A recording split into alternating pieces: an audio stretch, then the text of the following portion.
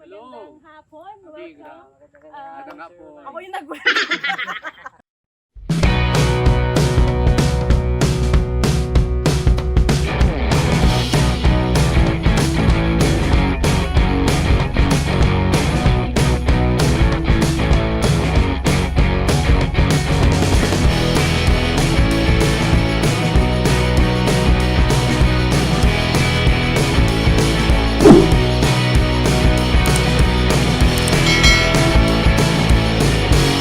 Welcome. Tuloy po kayo.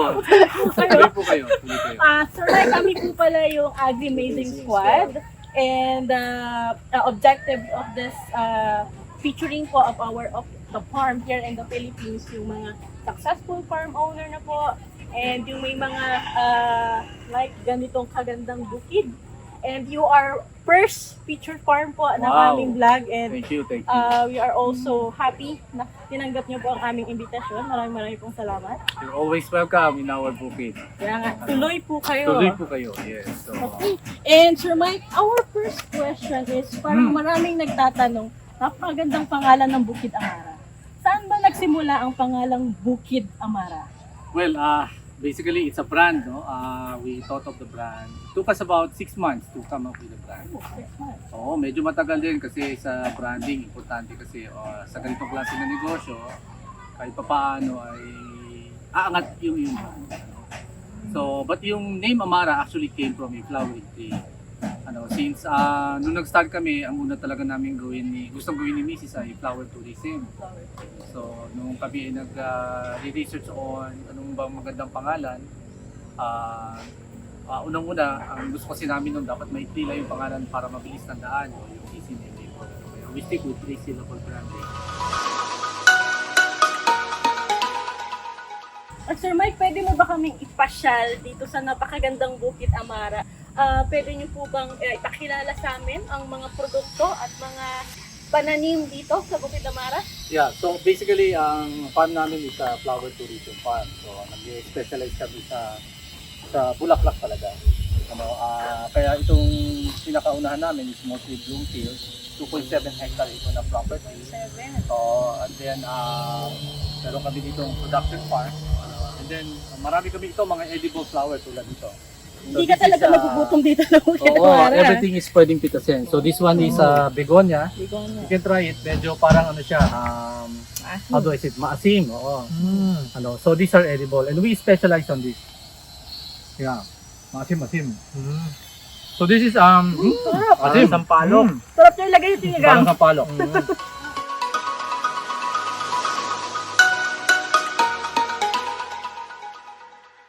Meron din kami parang malaking fish pond where people can go for fishing, balsa, so mga ganun ang makikita nila doon. Anong mga isda po ang nandun? Sa ngayon, we have tilapia, red and black, and then also meron diyang mga wild dito. There are wild dalag, even palos, palos, freshwater eel, ayan, saka jumping salad. Jumping Jumping salad. salad. Parang Ganun. kayo ko lang marinig yan, sir. Jumping salad is yung mga hipon na kinakain nila ng fresh at kaya tinatawag na jumping salad kasi nagkakatalon sila. So ready to eat ano na po pala yan, Sir Mike? Yes, Kakain oo. ito. So, so dito we are heavy on anong tawag dito? Research and development, product development. Kasi we would like to promote proof of product concept for those people who wanted to venture into agriculture. And we experiment a lot on technology, varietal trial, testing new innovation.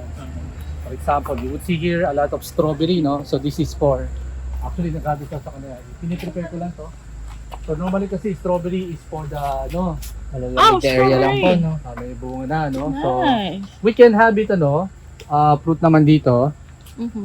But then again, we would like to investigate if we can induce it to produce more than the ordinary in the lowland. Kasi normally ito pang malamig talagang lugar. So how is it, sir? Ano naman siya? Pwede. Pwede, yun nga inimbestigan namin. Mhm.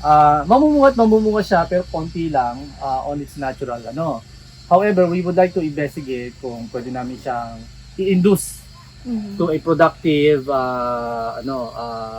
plant. Meaning profitable and productive. Kasi normally, naturally, they will flower but kukunti lang sa heat.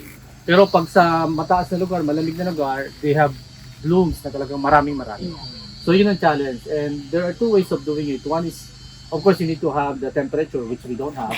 The one is light supplementation or supplemental lighting. So, try namin yung kung gagana yun. Kung gagana yun, if we can prove that this can be profitable, harvesting strawberry in the lowland, then meron tayong case na pwede i-share sa mga farmers. So, binibuild up pala namin population, More on research. more on R&D and technology development. So, yun ang plan namin. Tulad dito, it's a variety, it's not a common marigold variety in the country. It's so pretty. So as you can see, this is our top flower park. In fact, this is ang sabi nila ang marigold mabaho, di ba? But if you smell it, this one is Hindi naman. pabango siya. Amoy pabango, di ba? Hindi yung amoy na parang amoy daw patay, di ba? Sabi nila. So yan. Yeah. So iba yung niya. So these are different variety. It's a cut flower marigold. Kaya matataas siyang ganyan. Tsaka very bright color. So we're trying to introduce this not only for landscaping but also for flower arrangement. Ito po ba sir, may season din po yun? Well, okay. They are what we call photo period sensitive. So that means ngayon medyo matatangkat sila dahil we came from a little bit day neutral o longer day. But ngayon napapunta tayo sa short day like December na maikli na ang araw, mas shorter yan.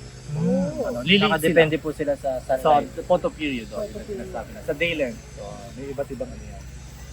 Diba, napaamoy si MJ. Hindi ako nagsisinungaling. Mabango talaga yan. As you see, the blooms are quite big compared to the regular one. Look at how big it is, diba? Ang laki nga. I like the color yellow. It's Oh so yes, pretty. it's very bright. Yellow makes you happy, diba? Exactly, sir. It's a happy It's color. a happy color.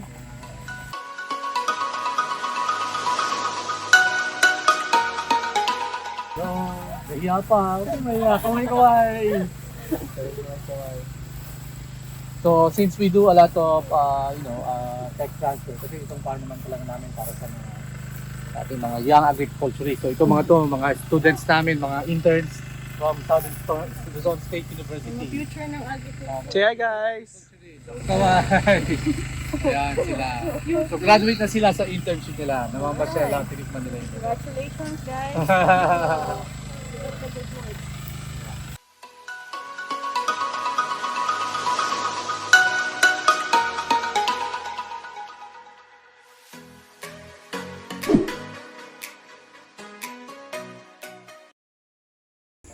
We are the Agri Amazing Squad! Tara, sa Agri, frida ka dito!